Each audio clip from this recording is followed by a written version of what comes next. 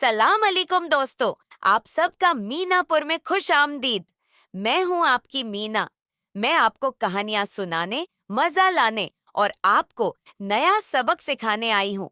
क्या आपको कहानियाँ पसंद हैं?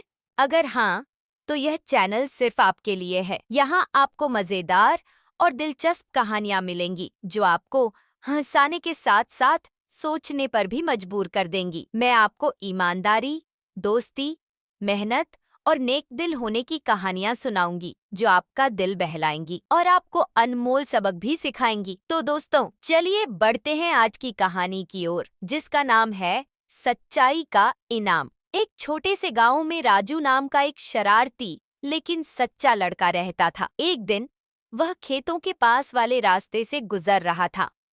तभी उसे एक पुराना चमचमाता हुआ पर्स मिला। उसने उसे उठाकर खोला और देखा कि उसमें बहुत सारे पैसे थे। पहले तो उसके मन में लालच आया। उसने सोचा, अगर मैं इसे रख लूं तो नए खिलौने और मिठाइयां खरीद सकता हूं। लेकिन फिर उसने खुद से कहा, अगर यह किसी का है तो कोई इसे ढूंढ रहा होगा।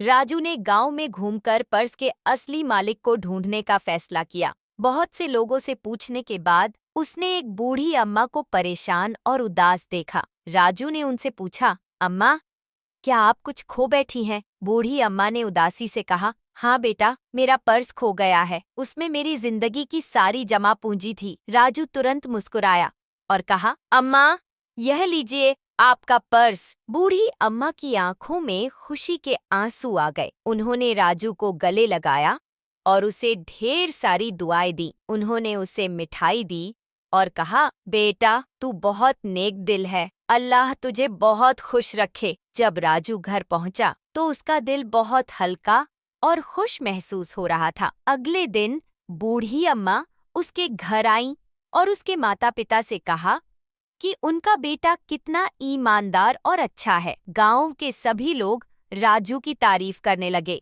इस कहानी से हमें यह सीखने को मिलता है कि ईमानदारी और सच्चाई का इनाम हमेशा मिलता है, चाहे वह मिठाई हो या दिल का सुकून। तो दोस्तों, अगर आपको यह कहानी पसंद आई हो तो इस चैनल को सब्सक्राइब करना और बेल आइकन को ऑन करना न भूलें, ताकि हम आपसे और भी मजेदार कहानियों के साथ मिलते रहें। तो मिलते हैं अगली कहानी में। तब तक अल्लाह हाफिज।